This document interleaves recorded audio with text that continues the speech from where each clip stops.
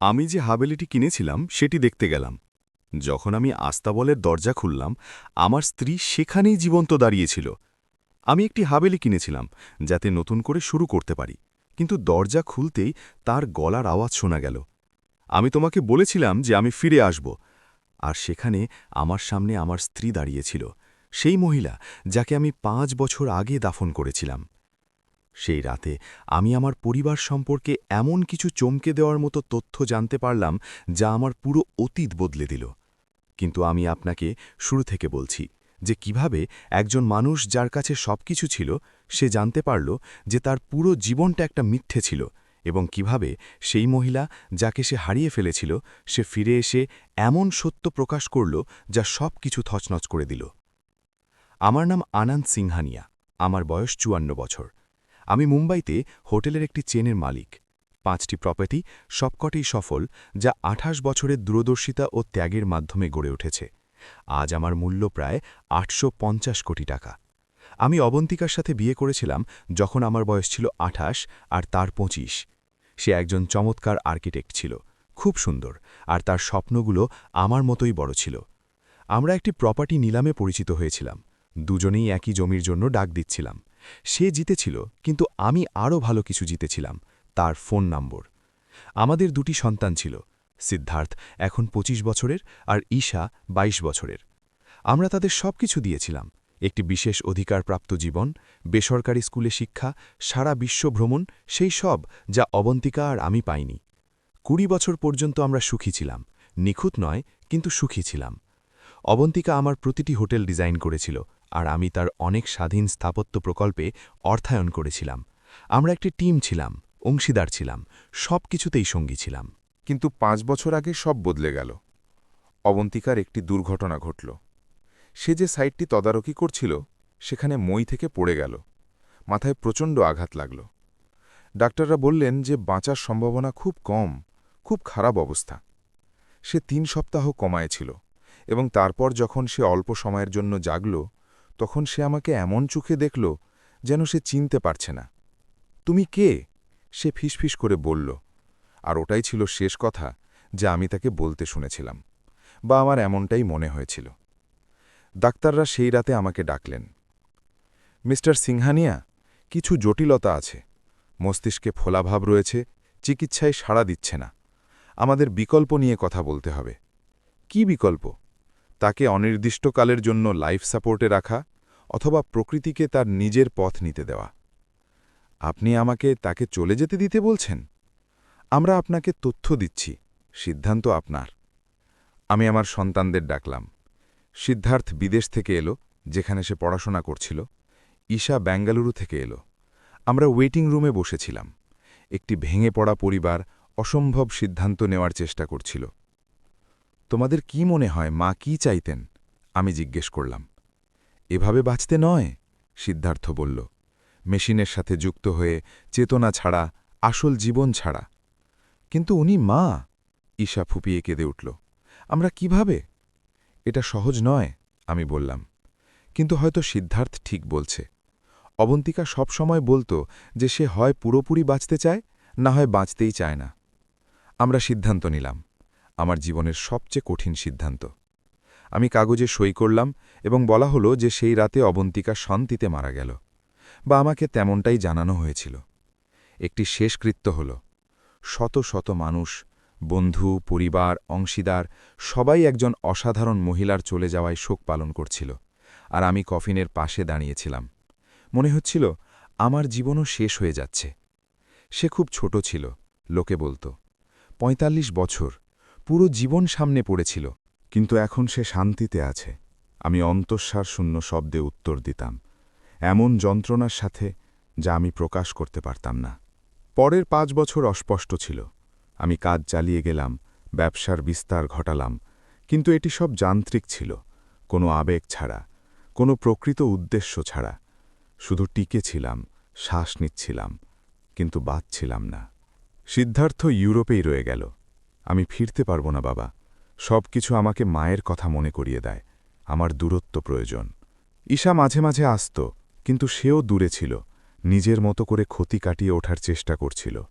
আর আমি একা ছিলাম সেই বড় বাড়িতে, যা অবন্তিকা ডিজাইন করেছিল, স্মৃতিতে ঘেরা, ভূতে ঘেরা, এমন এক জীবনে ঘেরা যা এখন আর অস্তিত্বশীল নয়। 6 মাস আগে আমি একটি বড় পরিবর্তনের সিদ্ধান্ত নিলাম। আমি এভাবে বাঁচতে পারছি না। আমি আমার থেরাপিস্টকে বললাম, আমার নতুন করে শুরু করা প্রয়োজন, নতুন জায়গা, নতুন জীবন। আপনার মাথায় কি আছে? শহর থেকে দূরে একটি প্রপার্টি কেনা, হয়তো একটি খামার বা একটি হাবেলি, এমন কিছু যেখানে আমি আবার নির্মাণ করতে পারি, একটি মুক্তি, একটি নতুন শুরু। এটাই পার্থক্য। আমি গ্রামীণ প্রপার্টি খুঁজতে শুরু করলাম, মুম্বাই থেকে দূরে, সব কিছু থেকে দূরে। আর আমি রাজস্থানে একটি হাবেলি খুঁজে পেলাম। 200 একর জমির সাথে মূল বাড়ি, আস্তাবল, সব বছরের পর বছর ধরে পরিত্যক্ত পড়েছিল। কিন্তু এতে সম্ভাবনা ছিল।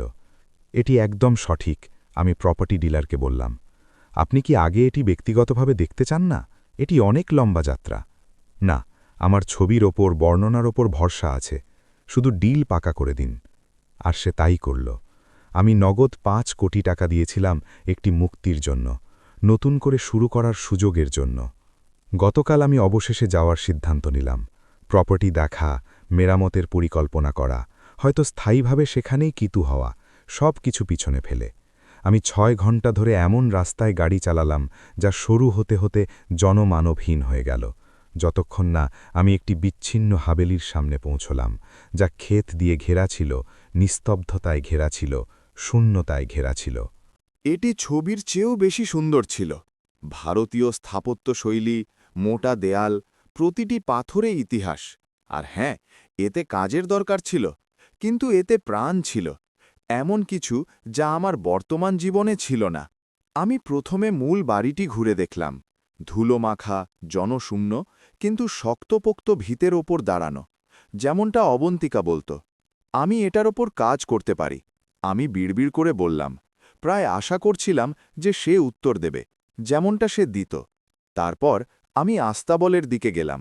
ঘোড়াদের জন্য 3টি বড় কাঠামো, অথবা হয়তো গবাদি পশুর জন্য।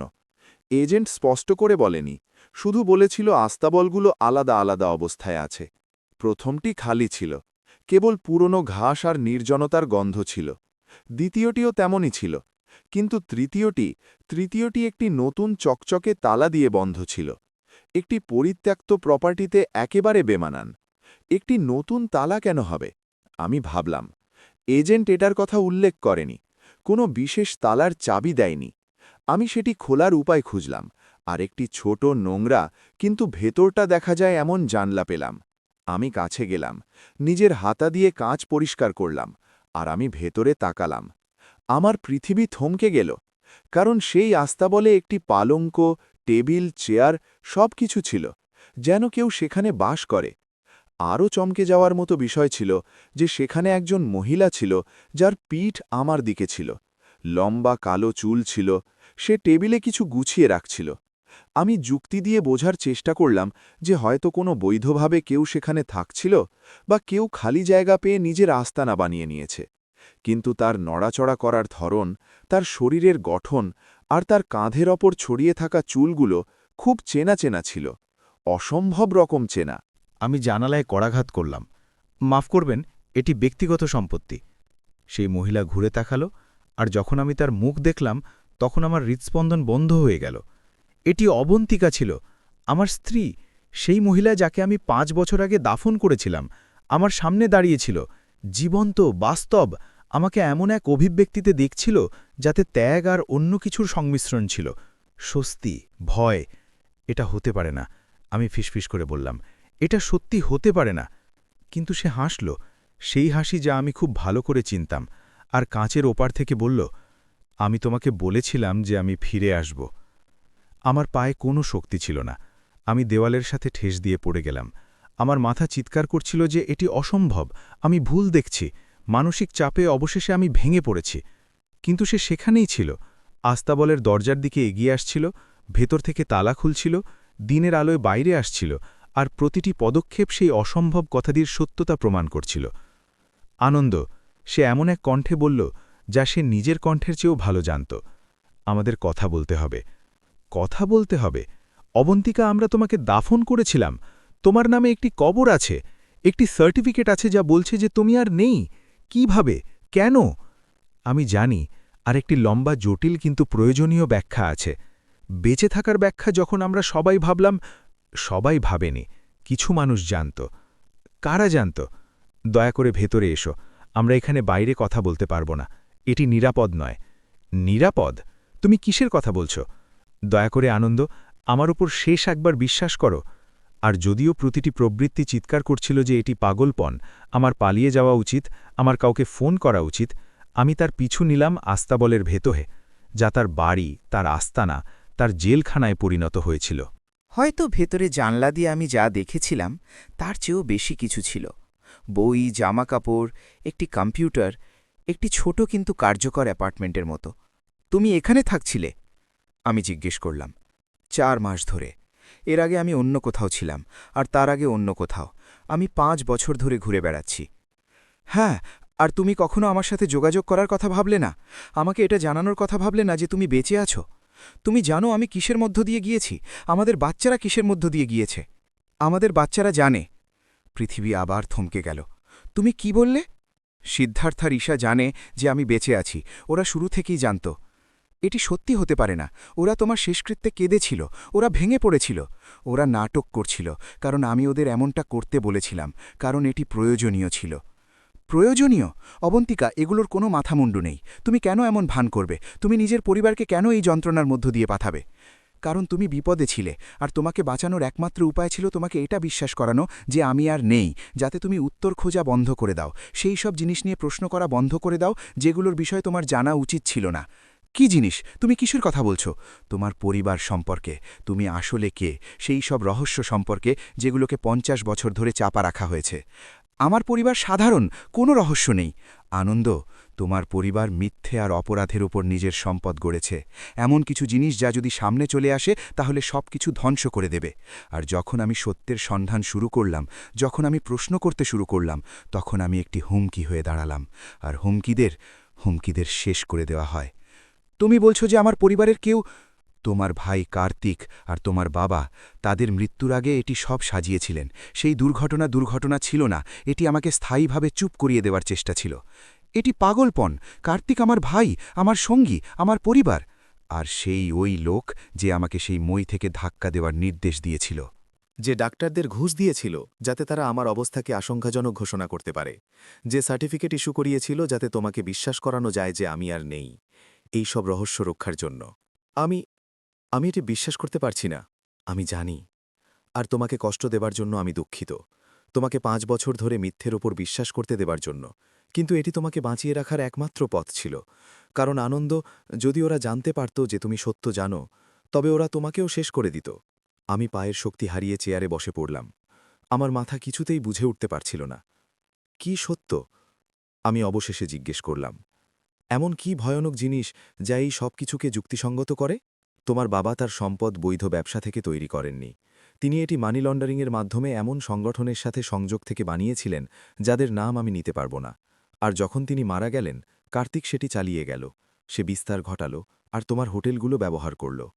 আনন্দ, তোমার হোটেলগুলো ব্যবহার করে কোটি কোটি টাকা লন্ডারিং করা হতো তোমার অজান্তেই, তোমাকে একজন না জানা অপরাধী অংশীদারে পরিণত করে। না, আমি বিশ্বাস করতে পারছি না। আমার কাছে প্রমাণ আছে, নথিপত্র, রেকর্ডিং, সবকিছু। আমি দুর্ঘটনার আগে 3 বছর তদন্তে কাটিয়েছিলাম, কারণ আমি অনিয়ম আর অদ্ভুত লেনদেন দেখেছিলাম। আর যখন আমি কার্তিকের মুখোমুখি হলাম, যখন আমি তাকে বললাম যে আমি তাকে ফাঁস করে দেব, তখন আমি নিজের মৃত্যু পরোয়ানায় সই করেছিলাম। আর বাচ্চারা, ওরা কিভাবে জড়িত হতে পারে? আমি ওদের জ্ঞান ফেরার পর জানিয়েছিলাম, যখন আমি বুঝতে পেরেছিলাম কি ঘটেছে। আর আমি ওদের স্বাভাবিক থাকার জন্য বলেছিলাম, তোমাকে অজ্ঞান রেখে তোমার রক্ষা করার জন্য, কারণ জ্ঞান তোমাকে একটি লক্ষ্যবস্তু বানিয়ে দিত। তাহলে এই 5 বছর আমার পুরো জীবন একটা মিথ্যে ছিল? পুরোটা নয়, আমার জন্য তোমার ভালোবাসা সত্যি ছিল, তোমার যন্ত্রণা সত্যি ছিল, তোমার পরিবার সেটা মিথ্যে ছিল। আমি চুপ করে বসে রইলাম, অযৌক্তিকতার মধ্যে যুক্তি খোঁজার চেষ্টা করছিলাম। আমার স্ত্রী জীবিত, আমার সন্তানরা মিথ্যে বলছে, আমার ভাই একজন অপরাধী, আমার পুরো জীবন প্রতারণার উপর দাঁড়িয়ে। তুমি কতদিন ধরে এটার পরিকল্পনা করছো? আমি অবশেষে জিজ্ঞেস করলাম। তুমি ঠিক আমার হাভেলি কেনের পরেই দেখা দিলে। এটি কোনো কাকতলীয় ছিল না, অবন্তিকা। আমি মধ্যস্থতাকারীদের মাধ্যমে হাভেলি বিক্রির ব্যবস্থা করেছিলাম। আমি জানতাম যে তুমি কোথাও দূরে পালিয়ে যেতে চাও, একটি নতুন জায়গা, আর আমার তোমাকে দরকার ছিল যাতে তুমি আমাকে খুঁজে পাও, কিন্তু নিজের শর্তে, যেখানে আমি সবকিছু বিপদের ঝুঁকি ছাড়াই ব্যাখ্যা করতে পারি। তাহলে তুমি আমাকে আবার তোমার জালে জড়ালে? আমি তোমাকে রক্ষা করেছি, এতে তফাত আছে, অনেক বড় তফাত। তুমি আমাকে 5 বছর ধরে এটা বিশ্বাস করিয়ে যন্ত্রণায় পুড়িয়েছ যে আমি আমার জীবনের ভালোবাসাকে হারিয়েছি। এটি সুরক্ষা নয়, এটি অত্যাচার। আমি জানি, আর আমি সেই অপরাধবোধ নিয়ে প্রতিদিন বেঁচেছিলাম। কিন্তু আনন্দ, যদি সিদ্ধার্থের সামান্যতম সন্দেহ হতো যে আমি বেঁচে আছি বা তুমি কিছু জানো, তবে আমাদের দুজনের ওপরই আসল বিপদ আসত। আমাকে অপেক্ষা করতে হয়েছিল পর্যাপ্ত প্রমাণ জোগাড় করার জন্য, আর সঠিক সময়ের জন্য। আর সেই সময়টা এখন। কেন? কারণ সিদ্ধার্থ বড় কিছু করার পরিকল্পনা করছে, এমন কিছু যা তোমাকে পুরোপুরি পথে বসিয়ে দেবে, আর আমি এটি লুকিয়ে দেখতে পারছি না। সে কি করার পরিকল্পনা করছে? সে সব কিছু, তোমার হোটেল, তোমার হাভেলি, নিজের নামে ট্রান্সফার করতে চায়। জাল নথিপত্র ব্যবহার করে এই সুযোগ নিচ্ছে যে তুমি এই বছরগুলোতে দূরে আছো, শোকে দিশেহারা। সে সব কিছু ধীরে ধীরে প্রস্তুত করছিল, আর 2 সপ্তাহের মধ্যে চূড়ান্ত সই হয়ে যাবে এবং তুমি সব কিছু হারাবে। এটি আইনি হতে পারে না, সুরক্ষা ব্যবস্থা থাকে, তাই না? যখন তোমার সবচেয়ে বড় পার্টনারের কাছে সবকিছুর অ্যাক্সেস থাকে, যখন সে তোমার পাসওয়ার্ড, তোমার সই জানে, যখন সে বছরের পর বছর ধরে তোমার সই নকল করার অভ্যেস করছে, আনন্দ, সিদ্ধার্থ নিজের বাবার মতোই সূক্ষ্ম আর নির্দয়। আমার বাবা একজন সম্মানিত ব্যবসায়ী ছিলেন, সমাজের স্তম্ভ ছিলেন। তোমার বাবা একজন অপরাধী ছিলেন, চালাক কিন্তু অপরাধী। আর তিনি তোমাকে জানতো বুঝে করে রেখেছিলেন, কারণ তুমি ছিলে জনগণের সামনে থাকা চেহারা, সৎ ছেলে যে নোংরা কাজগুলোকে বৈধতা দিত। আমি সেই ছোট ঘরের ভেতরে পায়চারি করতে লাগলাম। আমার নড়াচড়া করার বা কিছু করার প্রয়োজন ছিল, কারণ এই সত্যগুলোর সামনে শান্ত হয়ে বসে থাকা অসম্ভব ছিল। আর সিদ্ধার্থ আর ঈশা, ওরা এর সাথে কিভাবে থাকতে পারল? স্বাভাবিক আচরণ করে আমার সাথে দেখা করতে আসা, এটা জেনেও যে তাদের মা বেঁচে আছে? এতে ওদের মন ভেঙে গিয়েছিল, বিশেষ করে ঈশার। ও প্রতি সপ্তাহে কাঁদতে কাঁদতে আমাকে ফোন করত যে সে আর মিথ্যে বলতে পারছে না। কিন্তু সিদ্ধার্থ বুঝেছিল, সে বুঝেছিল যে এটি জরুরি ছিল, আর সে তাকে শক্ত করে ধরে রেখেছিল। ওরা এখন কোথায়? ওরা কি জানে যে তুমি আমার সাথে দেখা করেছ? হ্যাঁ, আমি ওদের বলে দিয়েছিলাম যখন তুমি হাভেলি কিনেছিলে। ওরা অপেক্ষা করছে, প্রস্তুত আছে আসার জন্যে যখন তুমি বলবে, যাতে অবশেষে পরিবারের মতো একসাথে থাকতে পারি, কোনো মিথ্যে ছাড়াই।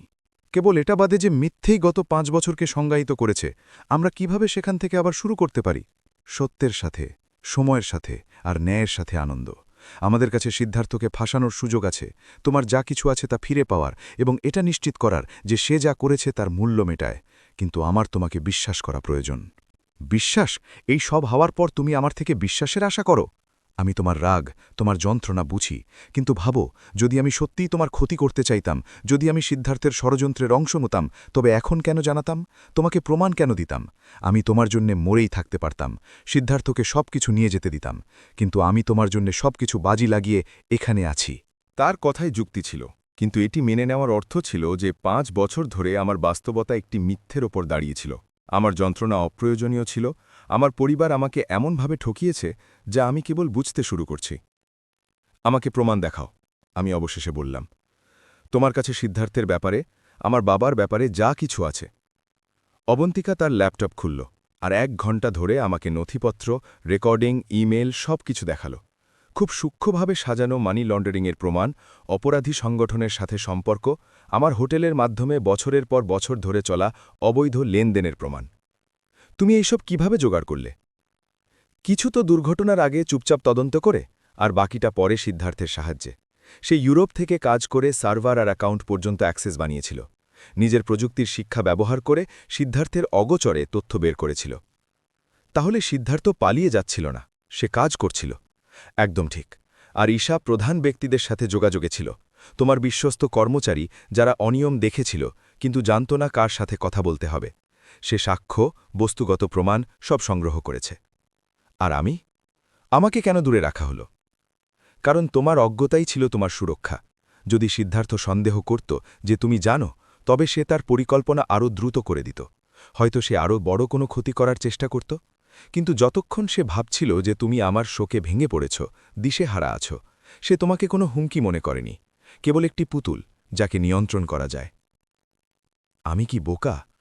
না, তুমি সরল, তুমি সৎ, আর এর মধ্যে সম্মান আছে। সবাই অপরাধী প্রবৃত্তি নিয়ে জন্মায় না, সবাই প্রতিটি বাঁকে বিশ্বাসঘাতকতা দেখতে পায় না। তোমার বাবা আর সিদ্ধার্থের মধ্যে সেই প্রবৃত্তি আছে, তোমার মধ্যে নেই। আর এটি তোমাকে একজন ভালো মানুষ বানায়, খারাপ নয়। একজন ভালো মানুষ যে নিজের স্ত্রীর সাথে 5 বছর হারিয়েছে, যে নিজের সন্তানদের মিথ্যে বলতে দিয়েছে, যে না বুঝে নোংরা টাকার ওপর একটি সাম্রাজ্য গড়েছে। তুমি সেটা বেছে নাওনি, আর এখন তোমার কাছে বিকল্প আছে। যা তুমি জানো তা এড়িয়ে যাও আর সিদ্ধার্থকে জিততে দাও। অথবা আমাদের কাছে থাকা প্রমাণের সাহায্যে লড়াই করো, সবকিছু ফাঁস করো, নিজের জীবন ফিরে পাও। আর যদি এই প্রক্রিয়ায় আমি সবকিছু হারিয়ে ফেলি, হোটেলগুলো বাজেয়াপ্ত করা হতে পারে যদি প্রমাণ হয়ে যায় যে ওগুলো মানি লন্ডারিংয়ের জন্য ব্যবহৃত হয়েছে, আমার সম্মান ধুলোয় মিশে যাবে, আমার স্বাধীনতা বিপন্ন হবে। সেজন্যই আমাদের কৌশলী হতে হবে, এমনভাবে প্রমাণ পেশ করতে হবে যা দেখাবে যে তুমি একজন ভুক্তভোগী ছিলে। সিদ্ধার্থ তোমার অগোচরে কাজ করেছে। সঠিক আইনজীবী আর সঠিক প্রসিকিউটরদের সাহায্যে আমরা তোমাকে নিরাপদ রাখতে পারি যখন তাকে ফাঁস করছি। আর তোমার কাছে সেই যোগাযোগগুলো আছে, আইনজীবী, প্রসিকিউটর? হ্যাঁ, আমি 3 বছর ধরে প্রস্তুতি নিচ্ছিলাম, সঠিক সময়ের অপেক্ষা করছিলাম। এটি কোনো তাড়াহুড়ো করা পরিকল্পনা নয়, এটি একটি সাবধানী পরিকল্পনা। আমি সেই মহিলাকে দেখলাম যাকে আমি চিনতাম, যাকে আমি হারিয়ে ফেলেছিলাম। আর আমি একজন অচিলা মানুষকে দেখলাম, এমন কেউ যে বছরের পর বছর ধরে পরিকল্পনা করতে সক্ষম ছিল, নিজের স্বামী আর সন্তানদের সাথে মিথ্যে বলতে সক্ষম ছিল, ছায়ার মধ্যে থাকতে সক্ষম ছিল, সবকিছু সুরক্ষা বা ন্যায় বা প্রতিশোধের নামে।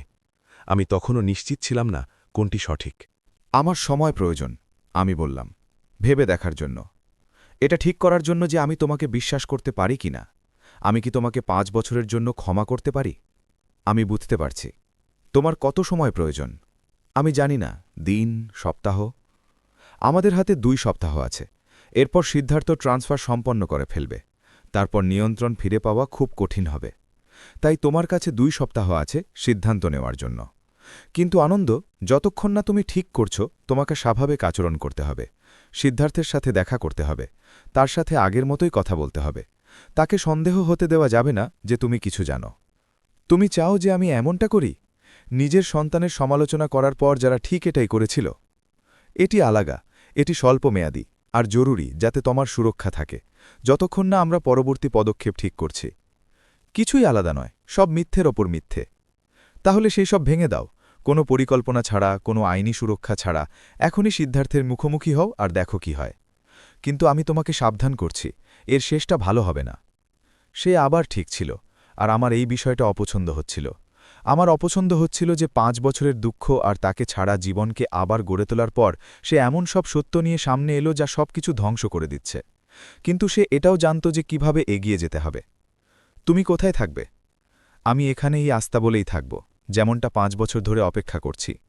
এটি কি বিপজ্জনক নয় যদি সিদ্ধার্থ তোমাকে খুঁজে পায়? এই সম্পত্তি তোমার নামে, সিদ্ধার্থ জানে না যে তুমি এটি কিনেছ। আর যদি সে জানত, সে এখানে কেন খুঁজবে? তার কাছে আমি মুম্বাইয়ের কবরস্থানের একটি কবরে শুয়ে আছি। আমার এখনও বিশ্বাস হচ্ছে না যে তুমি শেষকৃত্য আর কফিনের নাটক করলে। ওটাতে কি ছিল? কিছু না, ওটা খালি ছিল। সার্টিফিকেট সেই ডাক্তার দিয়েছিল যাকে সিদ্ধার্থ ঘুষ দিয়েছিল, সেই ডাক্তার যে আমাকে আশঙ্কাজনক ঘোষণা করেছিল। সে আমাকে হাসপাতাল থেকে পালাতে আর অদৃশ্য হতে সাহায্য করেছিল টাকার বিনিময়ে আর সুরক্ষার প্রতিশ্রুতির সাথে, যখন সব সামনে আসবে। আর তোমার বাবা মা, তোমার পরিবার, তারা কি জানে?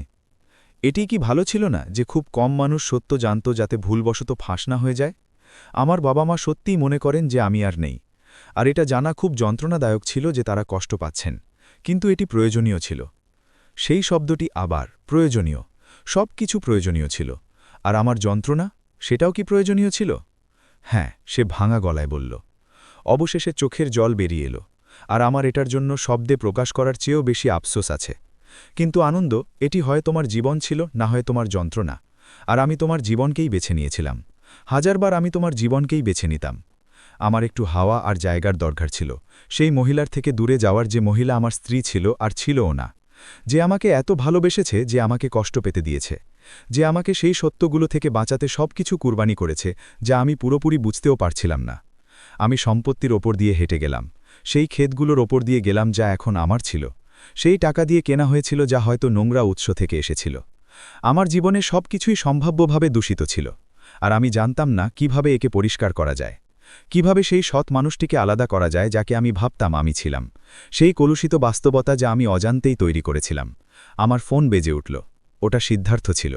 আমার ভাই, কথিত অপরাধী, সেই লোক যে আমার স্ত্রীকে শেষ করে দেওয়ার চেষ্টা করেছিল। আনন্দ, তুমি কোথায়? আমি তোমাকে ফোন করছিলাম। আমি ভ্রমণে ছিলাম, নতুন যে প্রপার্টিটি কিনেছিলাম সেটি পরীক্ষা করছিলাম। কোন সম্পত্তি? তুমি তো আমাকে জানাওনি যে তুমি কিছু কিনছ। ওটা একটা আবেগের বশবর্তী হয়ে নেওয়া সিদ্ধান্ত ছিল। রাজস্থানে একটি হাভেলি, আমি ভাবলাম ওটা একটা ভালো বিনিয়োগ হবে। আমাকে না জিজ্ঞেস করে? আমরা অংশীদার, বড় কোনো বিনিয়োগের ক্ষেত্রে আমাদের আলোচনা করা উচিত। এটা ব্যক্তিগত টাকা, কোম্পানির নয়। আমার তোমার অনুমতির প্রয়োজন ছিল না। তবু আমি জানতে চাইতাম, বিশেষ করে এখন যখন আমরা কর্পোরেট কাঠামো পুনর্গঠন করছি, আমাকে তোমার সকল সম্পত্তি সম্পর্কে জানতে হবে। সেখানেই সবটা পরিষ্কার হয়ে গেল, একদম যেমনটা অবন্তিকা বলেছিল। সিদ্ধার্থ সম্পত্তির বিষয় খুঁটিয়ে জিজ্ঞেস করছিল, সব কিছু কেড়ে নেওয়ার প্রস্তুতি নিচ্ছিল। কোন পুনর্গঠন? আমরা তো এ নিয়ে আলোচনা করিনি। আমি তোমাকে ইমেল পাঠিয়েছিলাম, হয়তো তুমি সেগুলো দেখোনি। তুমি ইদানিং দূরে দূরে থাকছ, আমি বুঝতে পারছি। আমি জানি এই বছরগুলো কঠিন ছিল, কিন্তু আমার প্রয়োজন তুমি এখন কাজে মনোনিবেশ করো। গুরুত্বপূর্ণ সিদ্ধান্ত নিতে হবে। যেমন কি? যেমন সম্পত্তিগুলোকে একত্রিত করা, কাঠামো সহজ করা, সবকিছুকে আরও দক্ষ করে তোলা। আমি তোমাকে পর্যালোচনার জন্য নথিপত্র পাঠাবো। আমার শুধু কিছু স্বাক্ষরের প্রয়োজন। কিসের স্বাক্ষর? আসলে মালিকানা হস্তান্তর, আইনি পুনর্গঠন, জটিল কিছু নয়। আমার ওপর ভরসা রাখো, এটা আমাদের দুজনের জন্যই ভালো হবে। নথিপত্র পাঠাও, আমি সেগুলো আমার আইনজীবীর সাথে দেখব। তোমার আইনজীবী? আনন্দ, আমাদের আইনজীবী তো একই। বর্মা বছরের পর বছর সব সামলাচ্ছে। আমি আমার রেকর্ডের জন্য দ্বিতীয় কোনো মতামত নিতে চাই। তুমি কি ঠিক আছো? তোমার গলাটা কেন অন্যরকম লাগছে? আমি ঠিক আছি, শুধু যাত্রার কারণে ক্লান্ত। পরে কথা হবে। আমি কাঁপতে থাকা হাতে ফোন কেটে দিলাম, কারণ প্রতিটি শব্দ সেই কথারই পুষ্টি করছিল যা অবন্তিকা বলেছিল। সিদ্ধার্থ প্রস্তুতি নিচ্ছিল, কারুসাজি করছিল, আর আমি প্রায় জালে আটকে গিয়েছিলাম। আমি না পড়েই দস্তাবেজে স্বাক্ষর পড়ে দিতাম, ভাইয়ের ওপর, অংশীদারের ওপর, পরিবারের ওপর, ভরসা করে। আমি আস্তাবলে ফিরে এলাম। অবন্তিকা প্রবেশদ্বারে অপেক্ষা করছিল। সে ফোন করেছিল। আমি বললাম সিদ্ধার্থ এই সম্পত্তির ব্যাপারে জিজ্ঞেস করছিল, নথিপত্রে স্বাক্ষর করার বিষয়ে। আর তুমি কি বললে? যে তুমি সেগুলো অন্য একজন আইনজীবীকে দিয়ে পর্যালোচনা করাবে। ভালো, এটা তাকে ঘাবড়ে দেবে। এটা সে বুঝতে পারবে যে তুমি খেয়াল করছো, আর এটা ভালো। এটা নির্ভর করে, যদি এটা তার পরিকল্পনাকে দ্রুততর করে তবে খারাপ, আর যদি সে ঘাবড়ে গিয়ে ভুল করে তবে ভালো। আমাদের অপেক্ষা করে দেখতে হবে। আমি অপেক্ষা করতে বা খেলা খেলতে পারদর্শী নই। আমি ওর মুখোমুখি হতে চাই, ওকে বলতে চাই যে আমি সব জানি। আর এতে ৫ মিনিটের জন্য তোমার ভালো লাগবে, তারপর এটা তোমাকে ধ্বংস করে দেবে। আনন্দ, দয়া করে পরিকল্পনায় ভরসা রাখো। ২ সপ্তাহ আমরা স্বাভাবিক আচরণ করব এবং তথ্য প্রমাণ জোগাড় করব, আর তারপর আইনজীবী ও প্রসিকিউটরদের সাথে সব ফাঁস করে দেব। আর যদি আমি স্বাভাবিক আচরণ করতে না পারি, যদি প্রতিবার ওকে দেখে আমি যা চাই ওকে মারতে বা চিৎকার করতে, আমি বুঝতে পারছি, কিন্তু হিংসা দিয়ে এর সমাধান হবে না। বুদ্ধিমত্তা দিয়ে হবে, ধৈর্য দিয়ে হবে। আর তোমার কাছে দুটোই আছে, তোমাকে শুধু সেগুলো ব্যবহার করতে হবে। আর আমাদের সন্তানরা, আমি ওদের কবে দেখব? আমি ওদের সাথে এইসব বিষয়ে কবে কথা বলতে পারব? শিগগিরই। ওরা তোমার ইশারার অপেক্ষায় আছে, যখন তুমি প্রস্তুত হবে, যখন তুমি নিজেকে এতটা সামলে নিতে পারবে যে ওদের অংশটুকুর জন্য ওদের দোষারোপ করবে না। আমি ওদের দোষারোপ করি। আমি তোমাদের সবাইকে, তোমাকে, ওদের, সিদ্ধার্থকে, আমার বাবাকে, সবাইকে দোষী মনে করি এই মিথ্যের জাল তৈরি করার জন্যে, যা আমাকে অজান্তেই ফাঁসিয়ে দিয়েছিল। দোষারোপ করা ঠিক আছে, ওটা অনুভব করো, ওটা সামলে নাও, কিন্তু তারপর তোমাকে ঠিক করতে হবে। তুমি কি অপরাধবোধে বেঁচে থাকবে, নাকি ওটাকে পদক্ষেপ নেওয়ার শক্তিতে রূপান্তরিত করবে? আমি এই মহিলাকে দেখলাম, আমার স্ত্রী যে আমার স্ত্রী ছিল না, এক পরিচিত মুখের অচেনা মানুষ। আর আমি জানতাম যে সে ঠিক বলছিল, যে পদক্ষেপ ছাড়া অপরাধবোধ আত্মবিনাশেরই নামান্তর। আর যদি আমি ন্যায় বিচার চাই এবং নিজের জীবন ফিরে পেতে চাই, তবে আমাকে এমন এক খেলায় নামতে হবে যার নিয়ম আমার জানা ছিল না। ঠিক আছে, আমি অবশেষে বললাম। ২ সপ্তাহ পর্যন্ত আমি স্বাভাবিক থাকব, তথ্য জোগাড় করব, আর তারপর আমরা মিলে ঠিক করব কি করতে হবে। ধন্যবাদ। আমি জানি এটা অনেক বড় কিছু চাওয়া, সব কিছু চাওয়া, কিন্তু আমার কাছে অন্য কোনো বিকল্প ছিল না। না, যদি আমাকে এটা থেকে বাঁচতে হয়, তুমি বেঁচে যাবে। আমরা একটা পরিবারের মতো বেঁচে থাকব, যেমনটা আমাদের সবসময় থাকা উচিত ছিল। কিন্তু যখন আমি নিজের গাড়ির দিকে ফিরে যাচ্ছিলাম, যখন আমি মুম্বাই ফিরে যাচ্ছিলাম, তখন আমি এটা ভাবা থেকে নিজেকে আটকাতে পারছিলাম না যে পরিবার আসলে কি। সেই মানুষগুলো যারা আপনার রক্ষার জন্য মিথ্যে বলে, সেই ভাই যে টাকার জন্য আপনাকে ধোঁকা দেয়, সেই বাবা যে অপরাধের ওপর সাম্রাজ্য খাড়া করে, নাকি সেই স্ত্রী যে আপনাকে বাঁচানোর জন্য 5 বছর অনুপস্থিত থাকার নাটক করে? আমার কাছে কোনো উত্তর ছিল না, কেবল প্রশ্ন, আর 2 সপ্তাহের সময় ছিল এটা ঠিক করার জন্য যে আমি সেই মহিলার উপর ভরসা করব যে মৃতদের মধ্যে থেকে ফিরে এসেছে, নাকি এটাও মিথ্যের উপর গড়ে ওঠা জীবনে প্রতারণার আরও একটি স্তর ছিল।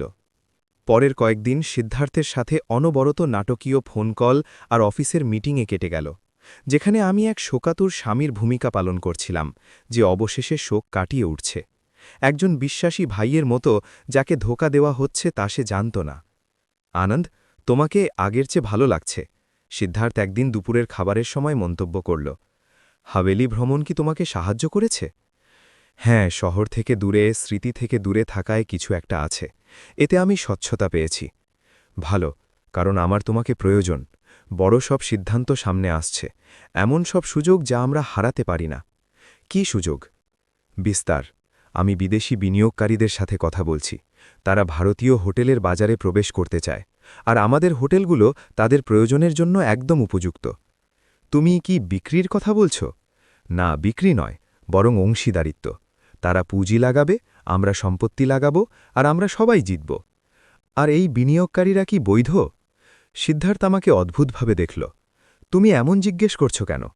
কারণ আমি এমন বিনিয়োগকারীদের গল্প শুনেছি যারা এমন টাকার মুখোশ হিসেবে কাজ করে যা আসলে বৈধ পথে আসা নয়। আমি কোনো সন্দেহজনক বিষয়ে জড়াতে চাই না। আনন্দ, আমি এই ব্যবসা বছরের পর বছর ধরে চালাচ্ছি। আমি কবে আমাদের সম্মানকে ঝুঁকিতে ফেলেছি? আমি জানি না সিদ্ধার্থ, ফেলেছ কি? তুমি কি ইশারা করছো? কিছু না, আমি শুধু সতর্ক আছি। অবন্তিকা সবসময় বলতো যে আমাদের প্রতিটি অংশীদার ও প্রতিটি লেনদেন যাচাই করা উচিত, আর সে ঠিকই বলত। অবন্তিকার কথা উল্লেখ করাটা ছিল কৌশলগত। আমি সিদ্ধার্থের প্রতিক্রিয়া দেখতে চেয়েছিলাম, আর আমি তা দেখলাম। চোয়ালের ক্ষণিক টান, দৃষ্টির এদিক ওদিক হওয়া, ছোট কিন্তু গুরুত্বপূর্ণ সংকেত। অবন্তিকা একজন স্থপতি ছিল। সে আন্তর্জাতিক অর্থব্যবস্থার প্যাচ বুঝত না। তার স্মৃতির পূর্ণ সম্মান জানিয়ে বলছি, সে সততা বুঝত, আর আমিও বুঝি। তাই আমাকে এই বিনিয়োগকারীদের সম্পর্কে পুরো নথিপত্র দেখতে হবে, তাদের পটভূমি, তাদের পুঁজির উৎস, সব কিছু, যে কোনো কিছুতে সন্দেহ করার আগে।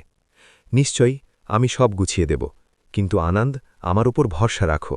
আমি তোমার ভাই, আমি কখনো এমন কিছু করব না যাতে তোমার ক্ষতি হয়। মিথ্যে। প্রতিটি শব্দ মিথ্যে ছিল, আর এটা জেনেও শান্ত থাকাটা ছিল এক চরম যন্ত্রণা। কিন্তু অবন্তিকা ঠিক ছিল। কোনো পরিকল্পনা ছাড়া এখনই প্রতিক্রিয়া দেখানো মানে ছিল পেশাগত আত্মহত্যা, আর হয়তো আক্ষরিক অর্থেও। সেই রাতে আমি কাউকে না জানিয়ে আবার হাভেলিতে চলে গেলাম। আমাকে অবন্তিকার সাথে দেখা করতে হতো। আমার জানার প্রয়োজন ছিল যে আমি এসব কল্পনা করছি না। সে সত্যিই জীবিত ছিল, এবং এটা কোনো মানসিক সংকট ছিল না। আমি মাঝরাতের দিকে পৌঁছলাম। হাভেলি অন্ধকার আর শান্ত ছিল, কিন্তু আস্থা বলে একটা আলো জ্বলছিল, পর্দার আড়াল থেকে আসা আবছা আলো। আমি কড়া নাড়লাম, আর অবন্তিকা দরজা খুলল। সে অবাক হলো, কিন্তু ভয় পেল না। আমি আশা করিনি তুমি এত জলদি ফিরে আসবে। আমাকে তোমাকে দেখতে হতো, নিশ্চিত হতে হতো যে তুমি বাস্তব। আমি বাস্তব, সবকিছু বাস্তব। আমি সিদ্ধার্থের সাথে দুপুরের খাবার খেয়েছি, আর তুমি ঠিকই বলেছিলে, সে সব কিছুর পরিকল্পনা করছে, কারসাজি করছে। আর আমি প্রায় ওর মধ্যে সেই শয়তানিটা দেখতে পাচ্ছিলাম যার প্রতি আমি আগে অন্ধ ছিলাম। সে কি বলেছে? আমি তাকে বিনিয়োগকারী ও প্রস্তাবিত অংশীদারিত্বের কথা বললাম, আর অবন্তিকা মাথা নাড়ল, যেন সে এটারই অপেক্ষা করছিল। ওটা পরিকল্পনার অংশ। ওই বিনিয়োগকারীরা আসলে কালো টাকা সাদা করার মুখোশ, এমন টাকা যা হয়তো সেই সব কাজ থেকে আসে যা তুমি কল্পনাও করতে পারবে না। আর যখন তুমি অংশীদারিত্ব স্বাক্ষর করবে, তখন তুমি পুরোপুরিভাবে তাদের সাথী হয়ে যাবে। তুমি তখন আর বলতে পারবে না যে তুমি কিছু জানতে না। তাই সে যে পুনর্গঠনের কথা বলেছে তা প্রথমে সম্পত্তি হস্তান্তরের জন্য, তারপর বিনিয়োগকারীদের সামনে আনার জন্য, আর সবশেষে যখন কর্তৃপক্ষ তদন্ত করবে তখন তুমিই সামনে থাকবে, যার নামে সবকিছু। তুমিই জেলে যাবে, আর সিদ্ধার্থ সেই টাকা নিয়ে গায়েব হয়ে যাবে। সে আমার ভাই, আমার নিজের রক্ত, সে এতটা খারাপ কিভাবে হতে পারে? সবাই রক্তকে সমান গুরুত্ব দেয় না। সিদ্ধার্থের জন্য তুমি একটা যন্ত্র মাত্র, যেমন তুমি তোমার বাবার জন্য ছিলে, কাজে লাগলে ভালো, না লাগলে আবর্জনা। আর আমার বাবা কি সত্যি অতটা খারাপ ছিলেন যতটা তুমি বলছো? তার চেয়েও বেশি। আমার কাছে সেই সব কাজের প্রমাণ আছে যা তিনি করেছিলেন, যেসব মানুষকে তিনি আঘাত করেছিলেন, যেসব পরিবারকে তিনি ধ্বংস করেছিলেন, সবটাই সাম্রাজ্য বানানোর জন্য। আর সিদ্ধার্থ তার থেকেই এটা শিখেছে। আমি এটা আগে কেন দেখিনি? আমি এত অন্ধ কিভাবে ছিলাম? কারণ তোমাকে ইচ্ছে করেই ওভাবে রাখা হয়েছিল। তোমার বাবা তোমাকে বাইরে পড়তে পাঠিয়েছিলেন। তিনি তোমাকে আলাদা শহরে হোটেল চালানোর দায়িত্ব দিয়েছিলেন, যাতে তুমি মূল কাজগুলো থেকে দূরে থাকো। তিনি তোমাকে লোক দেখানো ভালো মানুষ বানিয়েছিলেন, আর নিজেরা আড়ালে কাজ করতেন। আর মা, উনি কি জানতেন? তোমার মা 15 বছর আগে মারা গিয়েছিলেন, কিন্তু হ্যাঁ, আমার মনে হয় উনি জানতেন, আর সে কারণেই উনি অসুস্থ হয়ে পড়েছিলেন। এমন একজন মানুষের সাথে থাকার মানসিক চাপ আর সত্য জেনেও বলতে না পারার যন্ত্রণা তাকে কুড়ে কুড়ে খেয়েছিল। তাহলে সবাই, আমার পুরো পরিবারকে কলুষিত, তুমি বাদে? আর এটাই তোমাকে আলাদা করে, এটাই তোমাকে বাঁচানোর যোগ্য করে তোলে, নাকি শুধু বোকা করে তোলে? না, বোকা নয়, সৎ। আর তার মধ্যে একটা শক্তি আছে, এমন শক্তি যা সিদ্ধার্থ অবহেলা করছে, কারণ সে সততা বোঝে না, সে কেবল কারসাজি বোঝে। আমি অবন্তিকার সেই অস্থায়ী বিছানায় বসে পড়লাম। এমন এক ক্লান্তি আমায় ঘিরে ধরল, যা শারীরিক নয় বরং মানসিক।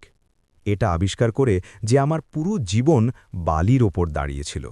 আর ঈশা ও সিদ্ধার্থ, ছেলে, ওরাই সব কিভাবে সামলাচ্ছে। আমাকে ওদের সাথে কথা বলার অনুমতি দেওয়া হয়নি। সিদ্ধার্থ ঠিক আছে, সে যতটা মনে হয় তার চেয়েও বেশি শক্ত। কিন্তু ঈশা খুব কষ্টে আছে। ও তোমাকে দেখতে চায়, তোমাকে জড়িয়ে ধরতে চায়, তোমার সামনে সত্যিটা বলতে চায়, কিন্তু ও বোঝে যে এখন সঠিক সময় নয়। এখনও তো সময় আছে। সেই সময়টা কবে হবে? কবে আমি আমার সন্তানদের কোনো মিথ্যে ছাড়াই দেখতে পারব? যখন তুমি প্রস্তুত হবে, আর এটা শুধু তুমিই ঠিক করতে পারো। আমি ওদের কাল এখানেই হাভেলিতে দেখতে চাই, সবকিছু থেকে দূরে, শুধু পরিবার, অবশেষে সত্যি বলার জন্য। তুমি কি নিশ্চিত? সিদ্ধার্থ সন্দেহ করতে পারে যদি তোমরা সবাই একসাথে নিখোঁজ হয়ে যাও। সন্দেহ করতে পারে, আমার কিছু যায় আসে না। আমাকে আমার সন্তানদের দেখতেই হবে। আমাকে ওদের মুখ থেকে শুনতে হবে যে ওরা কেন এমন করল। আমার এটা জানা দরকার যে আমরা আবার পরিবার হতে পারব কিনা। অবন্তিকা মাথা নাড়ল। আমি ওদের বলবো, ওরা কাল দুপুর নাগাদ এখানে থাকবে। কিন্তু আনন্দ, যখন তুমি ওদের সাথে দেখা করবে, মনে রেখো, ওরাও শিকার। ওদের তোমার রক্ষা করা আর সততার মধ্যে যে কোনো একটাকে বেছে নিতে বাধ্য করা হয়েছিল। এটা কারো জন্যেই ন্যায্য নয়। এই পরিস্থিতিতে কোনো বিকল্পই ন্যায্য নয়। তবু আমাদের কথা বলতে হবে। সেই রাতে আমি হাভেলির মূল বাড়িতে শুলাম। একটা খালি ঘরে শুধু একটা পুরনো গদি ছিল। কিন্তু আমি সত্যিই ঘুমাতে পারিনি। শুধু ভেবে যাচ্ছিলাম, স্মৃতিগুলো ঝালিয়ে নিচ্ছিলাম। সেই সব সংকেত খুঁজছিলাম যা আমি খেয়াল করিনি। সেই মুহূর্তগুলো যখন আমার সন্দেহ করা উচিত ছিল। সেই সব প্রশ্ন যা আমার জিজ্ঞেস করা উচিত ছিল। আর আমি সেগুলো পেয়ে গেলাম। কত কথোপকথন যেখানে আমার বাবা ব্যবসার কথা জিজ্ঞেস করলেই প্রসঙ্গ বদলে দিতেন। সেই সব বৈঠক যেখানে সিদ্ধার্থ আমাকে এটা বলে দূরে রাখত যে ওগুলো একঘেয়ে প্রশাসনিক কাজ। সেই সব নথিপত্র যেখানে আমি না পড়েই স্বাক্ষর করে দিতাম, কারণ আমার পরিবারের ওপর ভরসা ছিল।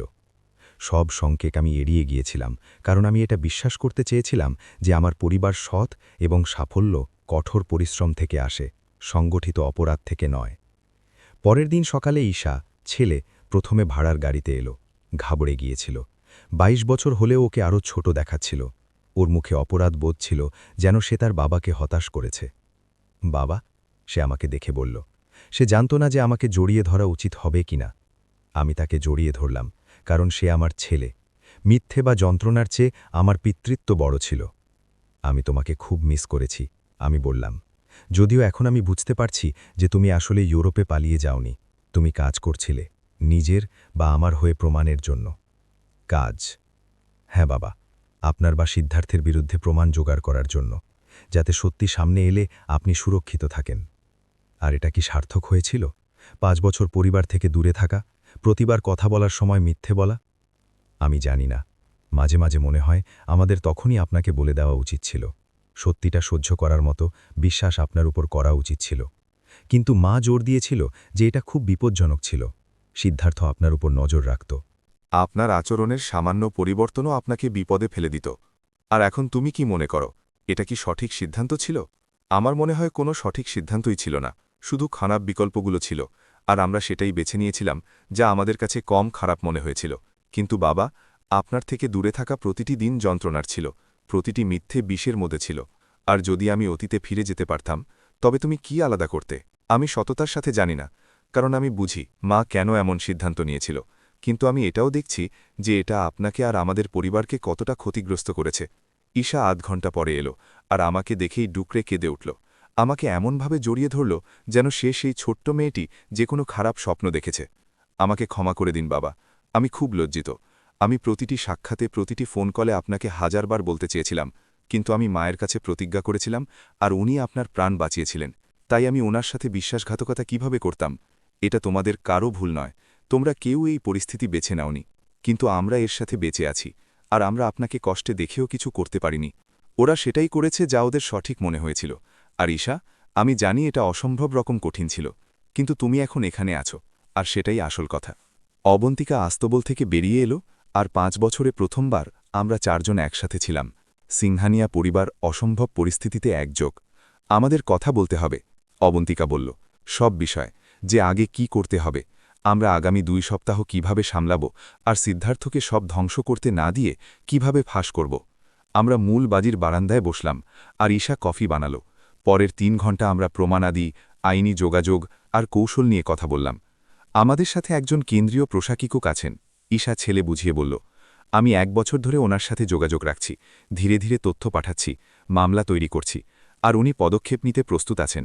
ওনার শুধু একটা ইশারার প্রয়োজন, আর সেই ইশারা হল সেই শেষ দস্তাবেজগুলো যা সিদ্ধার্থ চায় যে তুমি সই করো। একবার সে যখন মালিকানা হস্তান্তরের চেষ্টা করবে, তখন আমাদের কাছে জালিয়াতির চেষ্টার প্রমাণ থাকবে। বাকি সব কিছুর সাথে ওটা ওকে গ্রেফতার করার জন্য যথেষ্ট। কিন্তু এটা কি আমাকেও ফাঁসিয়ে দেবে না যদি আমি জালিয়াতিপূর্ণ নথিপত্রে সই করি? না, যদি প্রশাসিক জানেন যে আপনি সহযোগিতা করছেন এবং আপনি ধোঁকা দিয়ে সই করিয়েছেন। নিরাপত্তার প্রতিশ্রুতি আগে থেকেই দেওয়া আছে। ঈশা ছেলে এটা নিশ্চিত করেছিল। তাহলে পরিকল্পনা হলো সিদ্ধার্থ তোমাকে আগামী কয়েকদিনে দস্তাবেজ দেবে, অবন্তিকা বুঝিয়ে বলল। তুমি সেগুলোতে স্বাক্ষর করবে, কিন্তু তার আগে তুমি ওটার একটা প্রতিলিপি করে নেবে, আর সেটা প্রসিকিউটরের কাছে বয়ানসহ জমা দেবে যে তুমি জালিয়াতি ধরে ফেলেছ এবং তুমি ন্যায় বিচার চাও। তারপর সিদ্ধার্থকে তার সহযোগীদের সাথে গ্রেপ্তার করা হবে এবং পুরো কাজটা বন্ধ হয়ে যাবে, আর তুমি একজন ভুক্তভোগী হিসেবে সামনে আসবে যে মামলা সমাধানে সাহায্য করেছে, অপরাধী হিসেবে নয়। এটা বেশ সহজ শোনাচ্ছে, খুব সহজ। এটা সহজ নয়, এটা বিপজ্জনক, কারণ গ্রেপ্তারের মুহূর্ত পর্যন্ত সিদ্ধার্থ স্বাধীন, আর যদি সে কিছু সন্দেহ করে তবে সে পালিয়ে যেতে পারে, বা তার চেয়েও খারাপ, সে প্রমাণ বা সাক্ষীদের সরিয়ে দেওয়ার চেষ্টা করতে পারে, যেমনটা আমাদের সবার ক্ষেত্রে হতে পারে। সেজন্য এই সপ্তাহটা গুরুত্বপূর্ণ। স্বাভাবিক আচরণ করা, সন্দেহ দানা বাঁধতে না দেওয়া, আর সঠিক মুহূর্তের অপেক্ষা করা। আর যদি কিছু ভুল হয়ে যায়, যদি সিদ্ধার্থ জানতে পারে যে তুমি জীবিত আছো, যদি এই পরিকল্পনার কথা ফাঁস হয়ে যায়, আমাদের একটা ব্যাকআপ পরিকল্পনা আছে, নিরাপদ স্থান আর যোগাযোগ আছে, যা আমাদের প্রয়োজনে দেশের বাইরে নিয়ে যেতে পারবে। কিন্তু আমরা ওটা ব্যবহার করতে চাই না। আমরা এখানেই ভারতে ন্যায় বিচার চাই, যেখানে অপরাধগুলো করা হয়েছে। ঈশা চুপ ছিল, আর অবশেষে বলল, বাবা, আরও একটা কথা আছে যা আপনার জানা দরকার, এমন কিছু যা মা আপনাকে বলতে চায়নি, কিন্তু আমার মনে হয় আপনার জানার অধিকার আছে। ঈশা, অবন্তিকা সতর্ক করল। না মা, ওনার সব কিছুর পরে অধিকার আছে। কিসের অধিকার? আমি জিজ্ঞেস করলাম। এটা জানার যে সিদ্ধার্থ একা কাজ করেনি, আরও কেউ আছে যে ওকে সাহায্য করছে, এমন কেউ যে আপনার খুব কাছের। কে? আপনার সেক্রেটারি মনিকা। সে বছরের পর বছর ধরে সিদ্ধার্থের সাথে মিলে আপনার সব তথ্য, অ্যাকাউন্ট আর পাসওয়ার্ড ওকে দিচ্ছে। মনিকা আমার সাথে 12 বছর ধরে কাজ করছিল। আমি ওকে বাবার মৃত্যুর পর নিয়োগ দিয়েছিলাম। সিদ্ধার্থই ওর সুপারিশ করেছিল। তুমি কি নিশ্চিত? অবন্তিকা বলল। পুরোপুরি। আমাদের কাছে রেকর্ডিং আর ইমেল আছে। সে আপনার প্রতিটি পদক্ষেপের ওপর নজর রাখত আর ওকে রিপোর্ট করত। তাহলে সিদ্ধার্থের এই হাভেলির কথা জানা থাকতে পারে? হয়তো হ্যাঁ, অবন্তিকা বলল। সেজন্য মা কাল তোমার হঠাৎ আসাতে চিন্তিত ছিল। যদি মনিকা রিপোর্ট করে যে তুমি আমাদের সাথে দেখা করতে আসছ, তবে সিদ্ধার্থ সন্দেহ করতে পারে। আর মনিকার ক্ষেত্রে কি করব? এখনই কিছু নয়, অবন্তিকা পরামর্শ দিল। যদি তুমি ওর মুখোমুখি হও তবে সে সিদ্ধার্থকে সতর্ক করে দেবে। তার চেয়ে ওকে অন্ধকারে থাকতে দাও। ওকে তোমার স্বাভাবিক ব্যবহারের রিপোর্ট করতে দাও যতক্ষণ না পদক্ষেপ নেওয়ার সময় আসে। তাহলে আমি কি সেই মহিলার সাথে কাজ চালিয়ে যাব যে আমাকে ধোঁকা দিচ্ছে? আমি কিভাবে সেই ভাইয়ের সাথে ব্যবহার করব যে আমাকে বরবাদ করতে চায়? আমাকে আর কতটা মুখোশ পরে থাকতে হবে? আর একটা মাত্র 1 সপ্তাহের জন্য। তারপর আর কোনো মুখোশ থাকবে না, কোনো মিথ্যে থাকবে না, শুধু সত্যি আর ন্যায়। আর আমরা? ঈশা জিজ্ঞেস করল, আমাদের বাবা আর অবন্তিকার দিকে তাকিয়ে। এই সব হয়ে যাওয়ার পর, যখন সিদ্ধার্থ গ্রেপ্তার হবে, যখন সত্যি সামনে আসবে, তখন আমাদের পরিবারের কি হবে? ওটা তোমার বাবার ওপর নির্ভর করে, অবন্তিকা বলল। যদি উনি ক্ষমা করতে পারেন, যদি উনি বুঝতে পারেন আমরা কেন এমনটা করেছি, যদি উনি যন্ত্রণার ঊর্ধ্বে উঠে আমাদের উদ্দেশ্যটা দেখতে পারেন। আমি আমার স্ত্রীকে দেখলাম, যেই মহিলাকে আমি ২৬ বছর ধরে ভালোবেসেছি, যার জন্য আমি ৫ বছর ধরে কেঁদেছি, যে এখন আমার সামনে জীবিত কিন্তু একজন অচেনা মানুষ, সেই সব রহস্যের সাথে যা আমি কেবল বুঝতে শুরু করছি। আমি জানি না যে আমি এখনই ক্ষমা করতে পারব কিনা, আমি সততার সাথে বললাম, কিন্তু আমি জানি যে আমি চেষ্টা করতে চাই, কারণ তুমি আমার সন্তানদের মা, কারণ আমরা একসাথে জীবন গড়েছি, আর কারণ এই সব কিছুর পরেও যখন আমি তোমাকে দেখি তখন আমার মধ্যে কিছু একটা অনুভব হয়।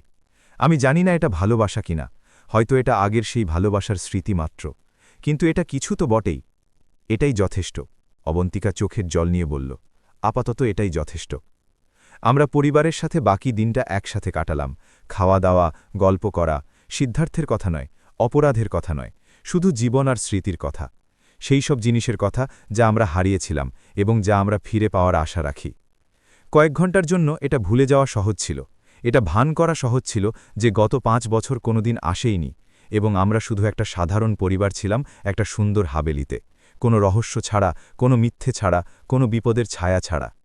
কিন্তু সূর্য ডুবতে শুরু করতেই বাস্তবতা ফিরে এলো। আমাদের যেতে হবে, ঈশা বলল। যদি আমরা সারা রাত থাকি তবে মনিকা আমাদের অনুপস্থিতির কথা রিপোর্ট করবে, সিদ্ধার্থ সন্দেহ করবে। আর আমি? ঈশা জিজ্ঞেস করল। হ্যাঁ, তোমাকেও যেতে হবে, অবন্তিকা বলল। আমাদের সবাইকে স্বাভাবিক রুটিন বজায় রাখতে হবে, আর একটা মাত্র সপ্তাহ, এবং তারপর আমাদের আর কখনো আলাদা হতে হবে না। আমি দুজনকে শক্ত করে জড়িয়ে ধরলাম। এটা একটা আকুলতা ছিল, কারণ আমি ৫ বছর জড়িয়ে ধরা ছাড়া, আসল পরিবার ছাড়া কাটিয়েছি, আর আমি ওদের যেতে দিতে চাইছিলাম না। আমি তোমাদের সবাইকে ভালোবাসি, আমি বললাম।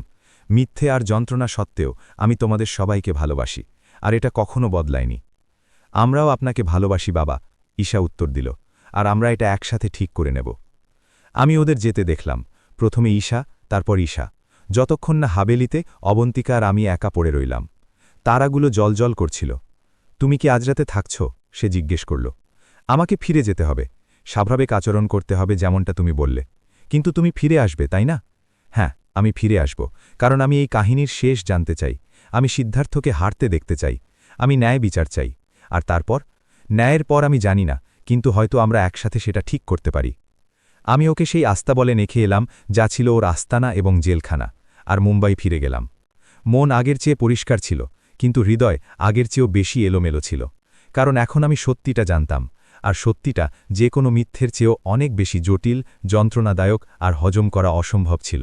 পরের সপ্তাহটা আমার জীবনের সবচেয়ে লম্বা সপ্তাহ ছিল। প্রতিটি দিন একটা নাটক। সিদ্ধার্থের সাথে প্রতিটি কথোপকথন ছিল আমার আত্মনিয়ন্ত্রণের পরীক্ষা। প্রতিবার যখন মনিকা নথিপত্র নিয়ে আমার অফিসে আসত, আমি জানতাম সে আমার প্রতিটি কথা আর ভঙ্গির রিপোর্ট করবে।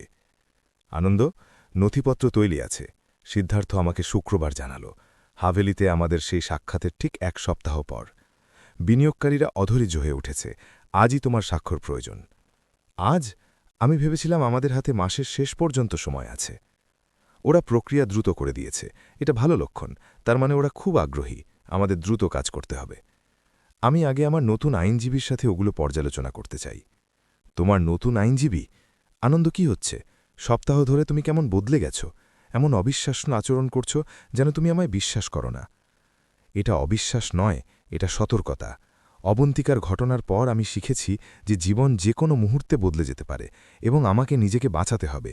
আমরা যা কিছু গড়েছি তা আমাদের বাঁচাতে হবে, যা আমরা একসাথে গড়ে তুলেছি। ভাই, সঙ্গী, পরিবার। একদমই তাই। পরিবার বলে তোমার তো এটা নিয়ে বিরক্ত হওয়া উচিত নয় যে আমি সাবধান থাকছি। আমি ওর চোয়ালের পেশিতে টান দেখলাম, ওর চোখে হতাশা ফুটে উঠল, কিন্তু সে নিজের গাম্ভীর্য বজায় রাখল। অবশ্যই, আমার কোনো সমস্যা নেই, তুমি যা চাও তা পর্যালোচনা করো, কিন্তু আনন্দ, এই বিনিয়োগকারীরা অনির্দিষ্টকাল অপেক্ষা করবে না। যদি আমরা এই সুযোগ হাতছাড়া করে ফেলি, তবে আমরা এটা হাতছাড়া করব না। আমাকে ২৪ ঘন্টা সময় দাও, কাল সকালেই তুমি আমার জবাব পেয়ে যাবে। ঠিক আছে, কিন্তু আনন্দ, আমার উপর ভরসা রাখো, আমি তোমার ভাই, আমি তোমাকে কখনো আঘাত দেব না। প্রতিটি শব্দ ছিল একটা ছুরির মতো, কারণ এখন আমি সত্যিটা জানতাম। আমি ঠিক জানতাম যে সে আমার কতটা ক্ষতি করেছে আর কত বেশি ক্ষতি করার পরিকল্পনা করছিল। সেই রাতে আমি সকল নথিপত্রের প্রতিলিপি তৈরি করলাম এবং সেগুলো ঈশাকে পাঠালাম, যে সেগুলো আমার ঘোষণার সাথে প্রসিকিউটরকে পাঠিয়ে দিল, যেখানে ব্যাখ্যা করা হয়েছিল যে আমি অনিয়ম খুঁজে পেয়েছি, আমি তদন্ত করেছি এবং আমি সহযোগিতা করতে চাই। সব কিছু তৈরি আছে, ঈশা আমাকে ফোন করে জানালো। প্রসিকিউটর নথিপত্রগুলো পর্যালোচনা করেছেন, এগুলো ঠিক সেগুলোই যা তার প্রয়োজন ছিল। জালিয়াতির চেষ্টা, মানি লন্ডারিং, সব কিছুর স্পষ্ট প্রমাণ। গ্রেফতারের সময় সোমবার নির্ধারণ করা হয়েছে। সোমবার? কিন্তু সিদ্ধার্থ তো কালই জবাব চায়। ওকে হ্যাঁ বলে দাও, কাগজে সই করে দাও, ওটাই শেষ প্রমাণ। সোমবার যখন সে লেনদেন করার চেষ্টা করবে, তখন কর্মকর্তারা হস্তক্ষেপ করবেন। আর যদি সে পালানোর চেষ্টা করে, যদি সপ্তাহান্তে ওর কিছু সন্দেহজনক মনে হয়, ওর ওপর নজর রাখা হচ্ছে, ২৪ ঘণ্টা নজরদারি চলছে। যদি সে পালানোর চেষ্টা করে, তবে তাকে সাথে সাথে ধরা হবে, আর মনিকা এবং অন্য ৫ জন সহযোগীকেও, যাদের আমরা শনাক্ত করেছি। সোমবার সকাল ৯টার মধ্যে পুরো অভিযান শেষ করে দেওয়া হবে। আর আমার কোথায় থাকা উচিত? নিজের অফিসে স্বাভাবিক আচরণ করো। যখন ওরা সিদ্ধার্থকে গ্রেপ্তার করতে আসবে, তখন প্রসিকিউশন পক্ষ আপনার সাথে যোগাযোগ করবে। ওরা আপনার আনুষ্ঠানিক বয়ান চাইবে, আর তারপর আনন্দ, আপনি সব কিছু থেকে মুক্ত হবেন। আর মা? অন্য একটা কণ্ঠ জিজ্ঞেস করল। ঈশা সিদ্ধার্থের সাথেই ছিল। উনি কখন আড়াল থেকে বেরিয়ে আসতে পারবেন? গ্রেফতারের পর, ঈশা জবাব দিল। যখন কোনো বিপদ থাকবে না, যখন সিদ্ধার্থ হেফাজতে থাকবে আর কোনো নির্দেশ দিতে পারবে না, তখন মা আনুষ্ঠানিকভাবে ফিরে আসতে পারবেন। ফিরে আসা মানে কিভাবে? আমি জিজ্ঞেস করলাম। ওরা জানাবে যে উনি ৫ বছর ধরে জীবিত ছিলেন। এটা আইনিভাবে কিভাবে কাজ করে? প্রসিকিউশন পক্ষ এটা সামলাচ্ছে। উনি একজন সুরক্ষিত সাক্ষী হবেন। উনার নিখোঁজ থাকাকে তদন্তের প্রয়োজনে জরুরি বলে জানানো হবে। প্রশ্ন উঠবে, কিন্তু উনার সামনে যে বাস্তব বিপদ ছিল তার প্রমাণের সাথে অধিকাংশ মানুষই সেটা বুঝবে। আর যারা বুঝবে না, তারা বুঝবে না। বাবা, আমরা জনমত নিয়ন্ত্রণ করতে পারি না।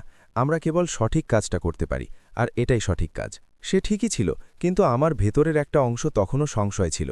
আমি তখনও ভাবছিলাম যে সবার জন্য কম যন্ত্রণাদায়ক আর কম নাটকীয় কোনো সহজ উপায় কি ছিল। শনিবার সকালে আমি স্বাক্ষরিত কাগজ আর একজন বিশ্বস্ত ভাইয়ের মুখোশ নিয়ে সিদ্ধার্থর অফিসে গেলাম। এই নাও।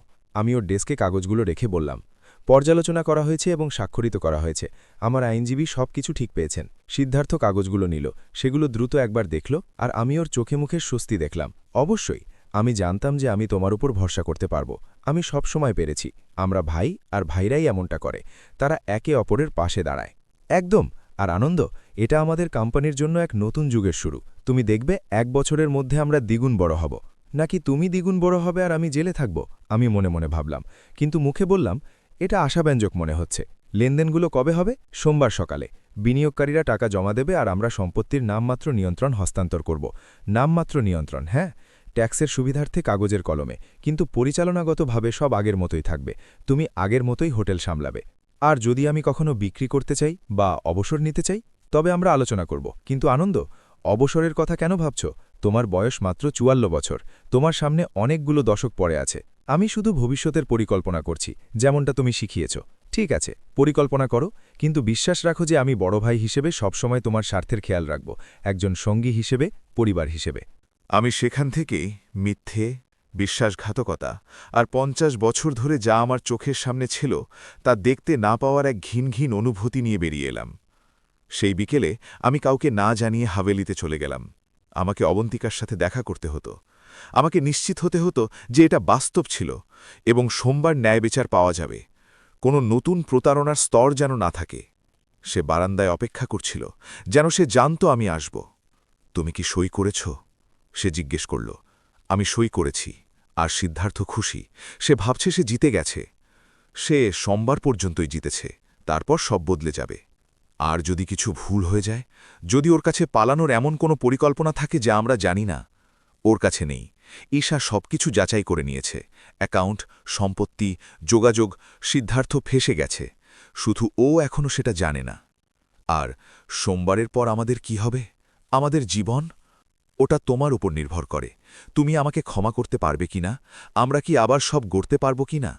অবন্তিকা, আমি তোমার জন্য ৫ বছর ধরে কেঁদেছি। আমি তোমার অনুপস্থিতিকে কেন্দ্র করে একটা জীবন গড়ে উঠেছি। আমরা কিভাবে আবার আগের মতো হয়ে যেতে পারি? আমরা আগের মতো হতে পারি না, সেটা অসম্ভব। কিন্তু হয়তো আমরা এবার সত্যের উপর ভিত্তি করে নতুন কিছু গড়তে পারি, কোনো রহস্য ছাড়া, কোনো মিথ্যে ছাড়া। আমাদের পুরো জীবন আমার অপরাধী পরিবারের ওপর গড়ে উঠেছিল। আমি কিভাবে জানব যে আর কোনো রহস্য নেই? কারণ আর নেই আনন্দ। আমি এই মুহূর্তটি উন্মোচন করার প্রস্তুতি নিতে 5 বছর কাটিয়েছি। আর কোনো বিস্ময় নেই, আর কোনো রহস্য নেই, কেবল ধ্রুব সত্য, একদম কাঁচা আর যন্ত্রণাদায়ক সত্য। আর এই সব কিছুর পরেও কি ভালোবাসা টিকে আছে? আমি সততার সাথে জানি না, কিন্তু আমি সেটা খুঁজে বের করতে চাই। যদি তুমি চাও। আমি 5 বছরে প্রথমবার ওকে চুমু খেলাম, আর এটা একই সাথে পরিচিত ও অদ্ভুত মনে হল, যেন একটা ভূতকে চুমু খাওয়া যা হঠাৎ বাস্তব হয়ে গেছে, যার ওজন আছে, অস্তিত্ব আছে, কিন্তু এটাও আলাদা ছিল। দীর্ঘ বিচ্ছেদ, যন্ত্রণা আর রহস্যর ছাপ লেগেছিল তাতে। আমি চেষ্টা করতে চাই, আমি বললাম।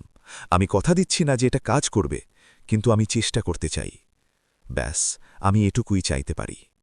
রবিবার খুব ধীর গতিতে কাটল। আমরা প্রস্তুতি নিচ্ছিলাম। ঈশা নিশ্চিত করল যে সব কিছু তৈরি আছে। ঈশা মেয়ে নিরাপদ জায়গায় ছিল, অবন্তিকা হাভেলিতেই ছিল, আর আমি সেই পুরনো জীবন যা শেষ হয়ে যাচ্ছিল আর সেই নতুন জীবন যা আমি এখনও বুঝতে পারিনি, এই দুটোর মাঝে দোটানায় ছিলাম। সোমবার সকালে আমি 8টার সময় অফিসে পৌঁছালাম। প্রতিদিনের মতোই মনিকা আগে থেকেই কফি তৈরি করে হাসি মুখে দাঁড়িয়েছিল, যে হাসি এখন আমি জানি যে মিথ্যে ছিল। শুভ সকাল মিস্টার আনন্দ, আপনার সপ্তাহ কেমন কাটল? শান্ত এবং ফলপ্রসূ। আর তোমার? ঠিকঠাক, স্বাভাবিক। মিস্টার সিদ্ধার্থ ফোন করেছিলেন। উনি বলেছেন উনি প্রায় 9টার দিকে চুক্তি উদযাপনের জন্য আসবেন। অবশ্যই, আমি অপেক্ষা করব। সকাল 9টা, ঠিক সেই সময় যখন সিদ্ধার্থ বলেছিল যে এমনটা ঘটবে। এটা কাকতলীয় ছিল না, এটা পরিকল্পিত ছিল। 8:50 আমার ফোন বেজে উঠল। অজানা নম্বর। মিস্টার সিংহানিয়া, আমি প্রসিকিউশন অফিসার গোমেজ বলছি। 5 মিনিটের মধ্যে কর্মকর্তারা আপনার বিল্ডিংয়ে প্রবেশ করবেন। তারা সিদ্ধার্থ সিংহানিয়া এবং তার সহকারী মনিকা রেভেরাকে গ্রেফতার করবেন। আমি চাই আপনি আপনার অফিসেই থাকুন, হস্তক্ষেপ করবেন না, এবং গ্রেফতারের পর আমাদের আপনার আনুষ্ঠানিক বয়ানের প্রয়োজন হবে। আমি বুঝতে পারছি। আর মিস্টার সিংহানিয়া, আমি আপনাকে বলতে চাই যে আপনি সঠিক কাজটা করছেন। আপনার স্ত্রী যা শুরু করেছিলেন আপনি সেটা শেষ করছেন। এর জন্য সাহসের প্রয়োজন। আমি সাহসী বোধ করছি না, শুধু মনে হচ্ছে আমি সব হারিয়ে ফেলেছি। এটা স্বাভাবিক, তবে আজকের পর আপনি স্বচ্ছতা পাবেন, আমি কথা দিচ্ছি। ঠিক 9টার সময় বাইরে কিছু একটা নড়াচড়া শুনতে পেলাম। অনেকগুলো মানুষের গলার আওয়াজ আর দ্রুত পা ফেলার শব্দ। তারপর সিদ্ধার্থের দরজায় ধাক্কা পড়ল। সিদ্ধার্থ সিংহানিয়া, সিবিআই থেকে আসছি, দরজা খোলো। আমি আমার অফিস থেকে বেরিয়ে করিডোরে এলাম। কর্মকর্তাদের দেখলাম, বুলেট প্রুফ জ্যাকেট আর অস্ত্র হাতে। সবকিছু খুব বাস্তব ও গুরুতর লাগছিল। সিদ্ধার্থ অবাক হয়ে ওর অফিস থেকে বেরিয়ে এলো। এসব কি? আপনারা কারা?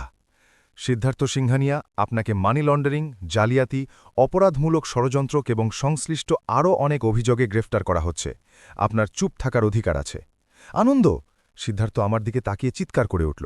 কিছু একটা বলো, এটা একটা ভুল, আমরা এখানে ভুক্তভোগী। কিন্তু আমি কিছু বললাম না। আমি শুধু তাকিয়ে দেখলাম যখন আমার ভাইকে হাতকড়া পড়ানো হচ্ছিল, যখন তাকে তার অধিকারগুলো শোনানো হচ্ছিল, যখন তার দুনিয়াটা ঠিক ওভাবেই ভেঙে পড়ছিল যেভাবে সে আমার দুনিয়াটা ভেঙে ফেলার পরিকল্পনা করেছিল। তারপর ওরা মনিকার জন্য এলো, যে পালানোর চেষ্টা করেছিল কিন্তু কোনো পথ ছিল না। ওকে সিঁড়িতে ধরে ফেলা হলো, আর ওর চিৎকার বিল্ডিংয়ে প্রতিধ্বনিত হতে লাগল। কর্মীরা সবাই অবাক ও ভীত হয়ে ভাবছিল কি হচ্ছে। অফিসার শর্মা আমার কাছে এলেন। মিস্টার সিংহানিয়া, আপনার আনুষ্ঠানিক বয়ানের জন্য আমার আপনাকে প্রয়োজন। আর তারপর কেউ একজন আছে যে আপনার সাথে দেখা করতে চায়। কে? আপনার স্ত্রী অবন্তিকা সিংহানিয়া। উনি সিবিআই অফিসে অপেক্ষা করছেন, নিজের আনুষ্ঠানিক বয়ান দিতে এবং অবশেষে আনুষ্ঠানিকভাবে জীবনে ফিরে আসতে। সিবিআই অফিস পর্যন্ত যাত্রাটা ধোঁয়াশার মতো কাটল। আমি বয়ান দিলাম, প্রশ্নের উত্তর দিলাম, নথিপত্রে সই করলাম, সব যান্ত্রিকভাবে ঘটছিল। আসলে কি হচ্ছে তা পুরোপুরি না বুঝেই।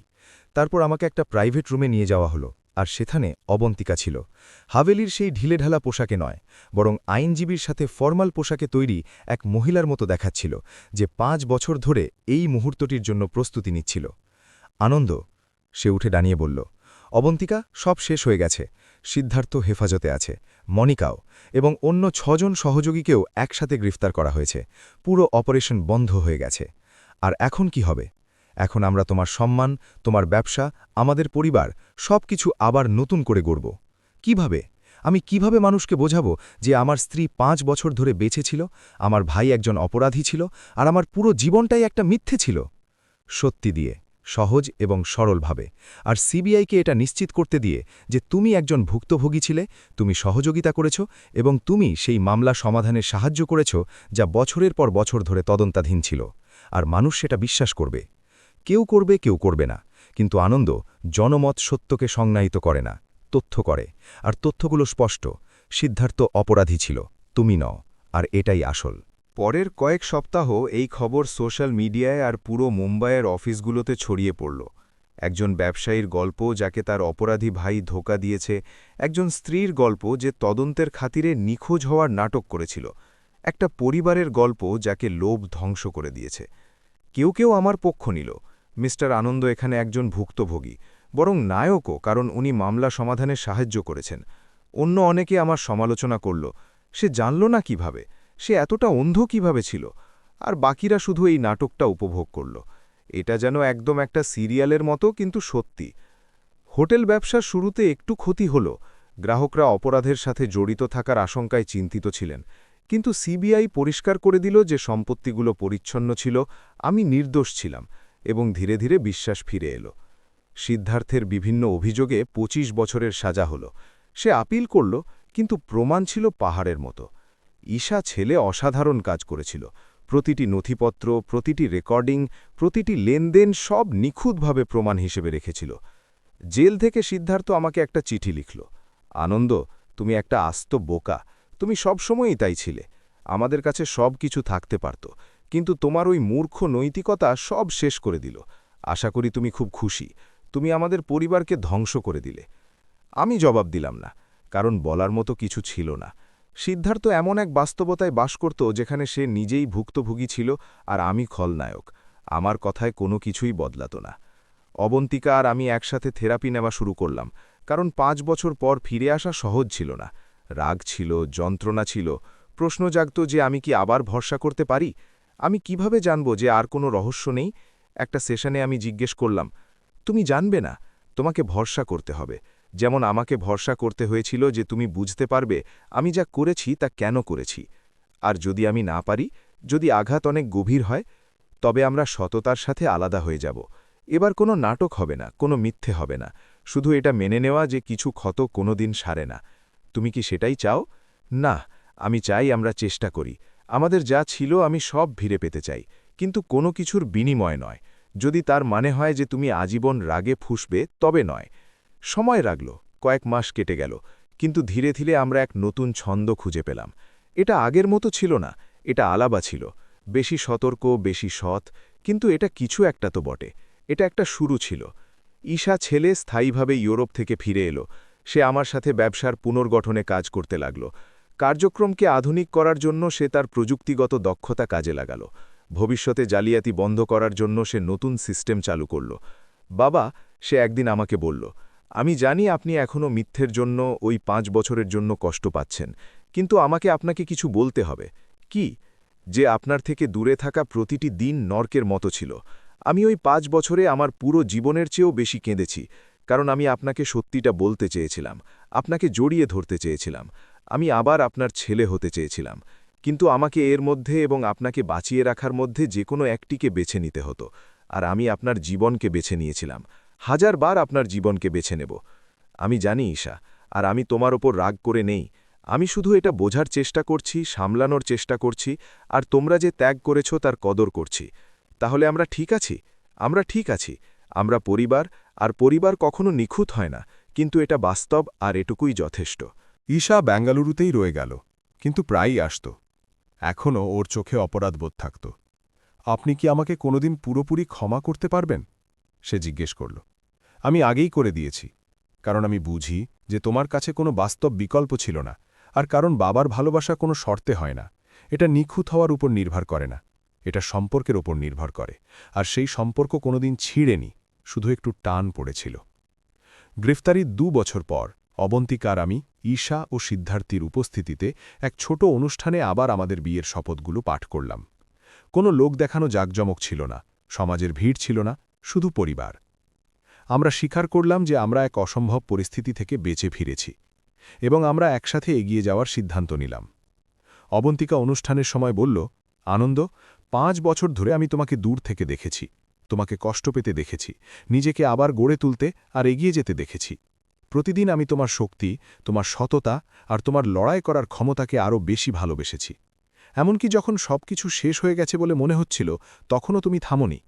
আজ আমি কেবল শপথ করছি না, বরং সেই মানুষটির যোগ্য হওয়ার প্রতিজ্ঞাও করছি।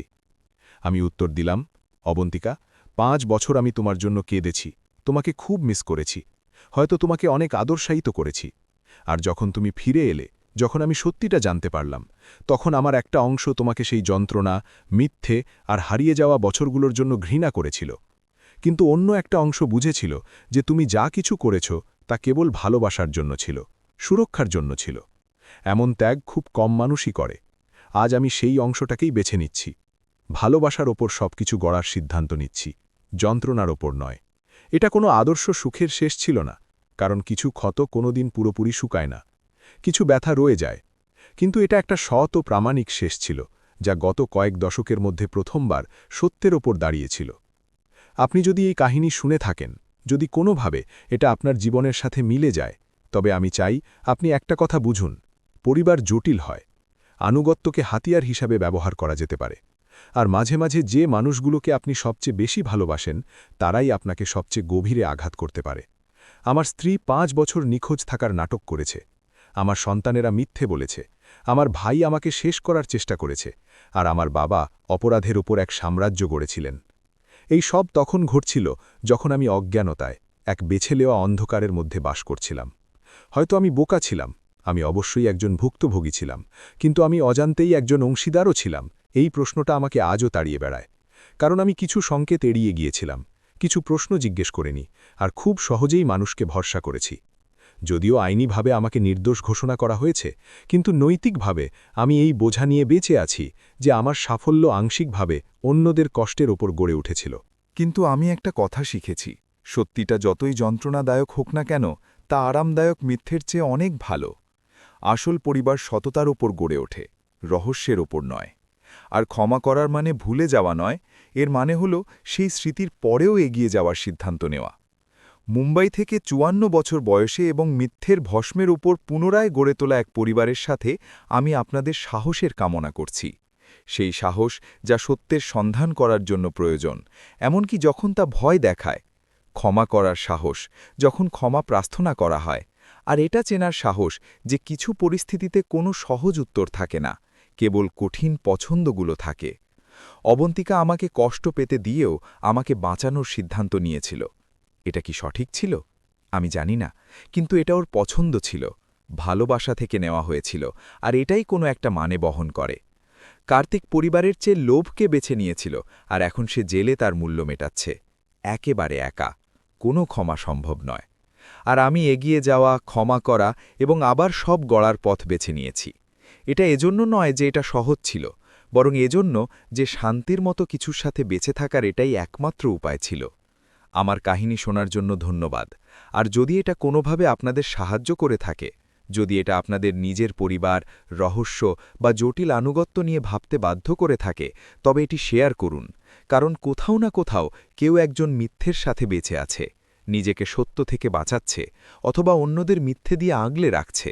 তাদের এটা জানা দরকার যে শেষ পর্যন্ত সত্যি সামনে আসেই। আর যখন তা আসে, তখন আপনি হয় তা দিয়ে ধ্বংস হয়ে যাওয়ার সিদ্ধান্ত নিতে পারেন, না হয় আবার সব গড়ে তোলার, হয়তো একটু আলাদা, কিন্তু আরও শক্তিশালী রূপে। আমি একটা হাভেলি কিনেছিলাম যাতে নতুন করে শুরু করতে পারি, কিন্তু সেখানে আস্থা বলে এক স্ত্রীর রূপে আমার অতীত আমার জন্য অপেক্ষা করছিল, যাকে আমি মৃত বলে জানতাম। আর সেই রাতে আমি জানতে পারলাম যে পরিবার একই সাথে আশীর্বাদ ও অভিশাপ দুটোই হতে পারে। সিদ্ধার্থ আমার ভাই ছিল, কিন্তু সে আমার শত্রুও ছিল। অবন্তিকা আমার স্ত্রী ছিল, কিন্তু সে আমার গুপ্ত রক্ষকও ছিল। ঈশা আর সিদ্ধার্থ ছেলে আমার সন্তান ছিল, কিন্তু তারা ষড়যন্ত্রকারীও ছিল। সবকিছুই সত্যি ছিল, সবকিছুই একসাথে। আর এই বৈপরীত্যের সাথে বেঁচে থাকা শেখা, বিশ্বাসঘাতকতার পরেও ভালোবাসা টিকিয়ে রাখা, যন্ত্রণার পরেও ক্ষমা করা, এটাই হলো আসল পরিবার হওয়ার মানে। নিখুঁত নয়, কিন্তু আসল।